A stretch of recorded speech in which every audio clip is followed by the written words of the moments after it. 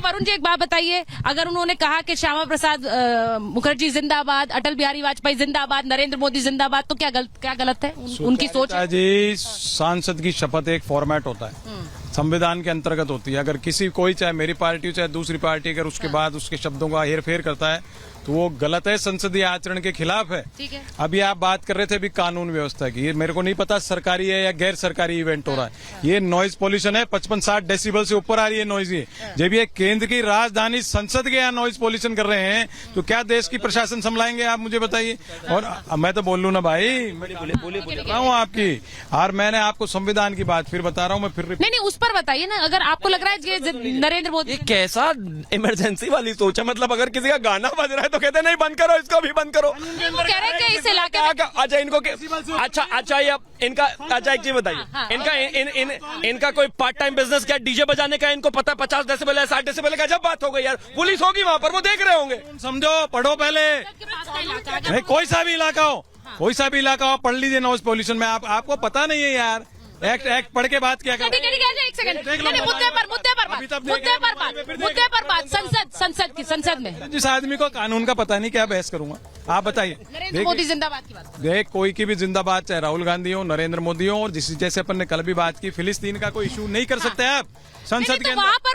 वहाँ पर वो अवधेश की जय कर रहे हैं, सबके लिए का गलत है। एक फॉर्मेट होता है शपथ का, संविधान के अंतर्गत शपथ ली जाती है, उसके आगे जय हिंद बोलते हो जब तक तो सही है, भारत का नाम लेते हो। लेकिन आप इंडिविजुअल नाम लेते हो, कोई राज्य का लेते हो, कोई अपने किसी की आपकी भक्ति है उसका लेते हो, वो सर्वथा अनुचित है, वो संसदीय आचरण के खिलाफ है। और जिसने लिए उसके खिलाफ कार्रवाई करे स्पीकर, कार्यवाही करे स्पीकर। ये मेरे को बड़ा इंटरेस्टिंग लगा, मैंने इसीलिए ये तस्वीर दिखाई है विवेक जी और समीर जी, क्योंकि अलग अलग शपथ ग्रहण जब हुई हैं और उसमें रवि किशन जी कहते हैं हर हर महादेव, और असदुद्दीन ओवैसी जय फिलिस्तीन कह देते हैं। आपके जब नेता जाते हैं, अवधेश प्रसाद का तो हाथ पकड़कर ही घूम रहे हैं अखिलेश यादव तब से, जब से वो संसद में आए, तो वहां पर भी अयोध्या की जय और अवधेश प्रसाद की जय।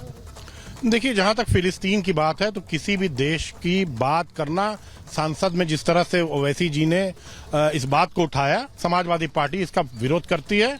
और यहाँ पर तो मैं शिवम त्यागी के साथ पहली बार खड़ा हूँ। अच्छा। हाँ, ये गलत बात है। आप जाके अब जो भी कंट्रोवर्शियल वहां पर कंट्रोवर्सी चल रही है वो वर्ल्ड वाइड है, वो इजराइल और हमास के बीच का मामला है, इजराइल और फिलिस्तीन का मामला है, उसको आप लेके उसको जय फिलिस्तीन बोल रहे हैं, ये कहीं ना कहीं गलत है।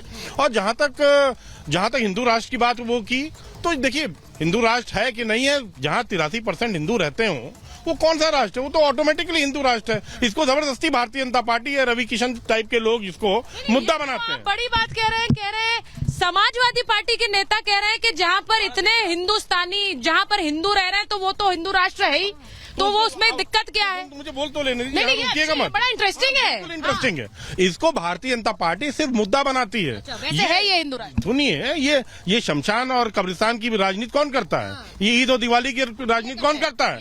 यही वजह है कि पूर्वांचल में जहाँ से योगी जी और मोदी जी आते हैं, वहाँ से पूरा सुपरासा भारतीय जनता पार्टी को होगा। सिर्फ इस ये तो पहली बार है, वो मान रहे हैं, वो मान सोच रहे थे। भारतीय राजनीति में बहुत अच्छी शुरुआत है कि समाजवादी पार्टी ने यह स्वीकार कर लिया है कि हिंदू राष्ट्र है। मुझे लग रहा है कि कांग्रेस को ये अब समाजवादी पार्टी से सीखना चाहिए, जो उत्तर प्रदेश में समाजवादी पार्टी की सहयोगी है, कि अब राहुल गांधी भी विपक्ष के नेता के रूप में स्वीकार करे कि हिंदू राष्ट्र है और वो भी इस बात को माने। दूसरी बात में ओवैसी की बात घुमा नहीं रहे। मैं तो ये बड़ा इंटरेस्टिंग मुझे लगा कि आपने कहा कि भाई हिंदू है तो हिंदू राष्ट्र है। ये मैंने कभी किसी समाजवादी पार्टी तो दूर है, किसी विपक्ष के नेता को ये बोलते नहीं देखा है। तो ये तो इस बात पर शिवम त्यागी से आप हाथ मिला लीजिए। पहली बात तो बड़ा अच्छा लगा है कि कोई एक मुद्दा तो है जिस पर आप हाथ साथ मिला रहे हैं। मैं हाथ नहीं, गले भी मिल सकता हूँ।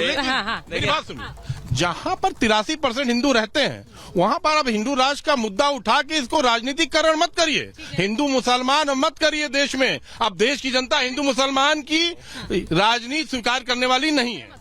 नहीं, पूरे तरीके से सहमत हूँ। समाजवादी का आधिकारिक प्रवक्ता अगर ये कहे कि भारत हिंदू राष्ट्र है तो इससे बेहतर बात क्या ही हो सकती है। मैं तो कहता हूँ भगवान राम ने इनको सद्बुद्धि दे दी, बस ऐसे ही इनके नेता को भी दे दे और वो इसी तरह की बातें करे। तो मुझे लगता है कि ये जात पात में बंटना, ये धार्मिक लड़ाइयाँ, इन सब चीजों की आवश्यकता ही नहीं है। ये जो एसटी हसन और ये शफीकुर रहमान बर्ग टाइप के नेता जो हैं और थे, मैं मानता हूँ इन लोगों के लिए इस तरह की बातों की कोई जगह ही नहीं है। लेकिन हाँ नहीं बोलिए, आप बोलिए। लेकिन विषय साफ है, समाजवादी का जो एक स्टैंडर्ड रहा है, ऑपरेटिंग स्टैंडर्ड रहा है, वो ये देश अच्छे तरीके से जानता है कि किस तरह की राजनीति करते हैं। विषय बहुत साफ है, जब आप शपथ ले रहे हैं तो बेहतर होता है कि एक स्टैंडर्ड फॉर्मेट पर आप रहें, उसी पर आप लेकर आगे बढ़ें। सबने अपना अपना नैरेटिव चलाने की जिस तरीके से कोशिश की है और अलग अलग बोलने की जो कोशिश हुई है, और मैं तो यहां तक कहूंगा कि पप्पू यादव ने तो जिस तरीके से मिसबिहेव किया प्रोटेम स्पीकर के साथ, वो अपने आप में बहुत ही, आने वाले समय में बिहार में अगर कुछ लोग इस तरह के जीत कर आए तो ये निंदनीय है भाई। नहीं, वो थोड़ा सा खराब इसलिए था कि नारा लगाना अलग है, लेकिन स्पीकर से बात करने का तरीका थोड़ा खराब था। मैं तरीके पर इसलिए कह रही हूँ, आपसे उस पे मैं भी सहमत हूँ। और एक खबर बता देती हूँ, संजय मिश्रा जी आपसे जुड़ी हुई है और वरुण पुरोहित जी आपसे जुड़ी हुई है। खबर ये है कि अरविंद केजरीवाल को लेकर कांग्रेस ने हमला बोला है। वो कह रहे केजरीवाल सरकार पर, केजरीवाल जेल में रहकर तो सरकार नहीं चला सकते हैं। अब अगर केजरीवाल जेल में है, सीबीआई ने भी उन्हें अरेस्ट कर लिया है, यानी कि ऐसा लग रहा है कि वो जल्द तो बाहर नहीं आने वाले। रिमांड भी मांगी, उस पर भी फैसला आना है, मैं फिर बता दूं। लेकिन कांग्रेस पार्टी कह रही है कि जेल से केजरीवाल सरकार नहीं चला सकते हैं। तो अब संजय जी ये बता दीजिए, ये तो बीजेपी नहीं कह रही है, तो कांग्रेस कह रही है कि जेल से नहीं चलेगी सरकार। बिल्कुल ठीक है। दिल्ली में विधानसभा है, ये सब किसी को पता है, दिल्ली वालों को भी पता है कि कांग्रेस भी अपने प्रत्याशी उतारेगी, वो चुनाव लड़ेगी, आम आदमी पार्टी लड़ेगी और बीजेपी लड़ेगी। यहाँ पे आम आदमी पार्टी से कांग्रेस को भी लड़ना है और बीजेपी को भी लड़ना है। वो उनका राजनीतिक अधिकार भी है और उनको करना भी चाहिए। मैं कह ईमानदारी से बात भी करना चाहिए, जनता के बीच जाना चाहिए।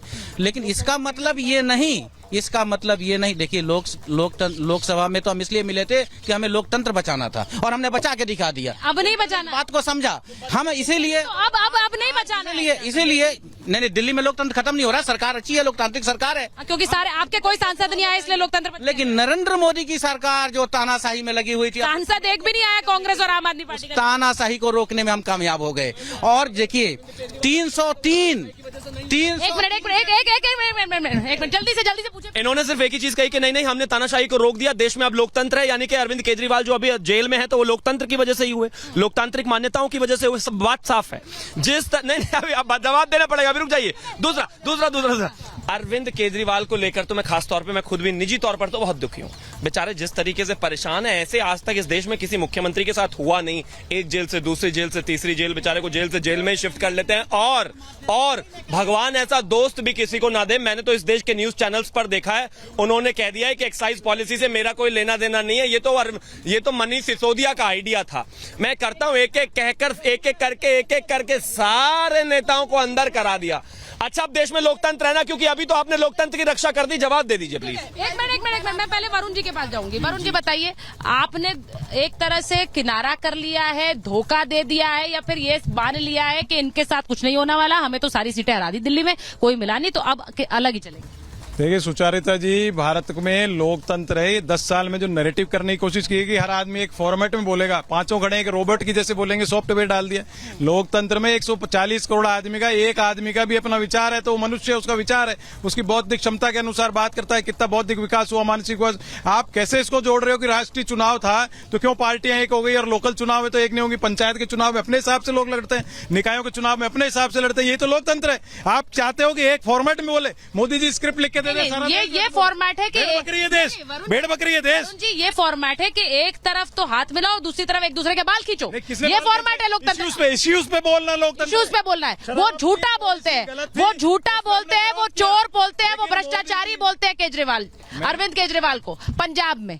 और वहीं दूसरी तरफ ये दिल्ली में कांग्रेस के नेता ही हैं, भ्रष्टाचारी भी कहते हैं, झूठा भी बोलते हैं, कहते हैं भ्रष्टाचारी को अंदर मत आने दो पंजाब में। तो ये बाल खींच चाहते हो, पानी नहीं आए तो कोई विरोध नहीं करे।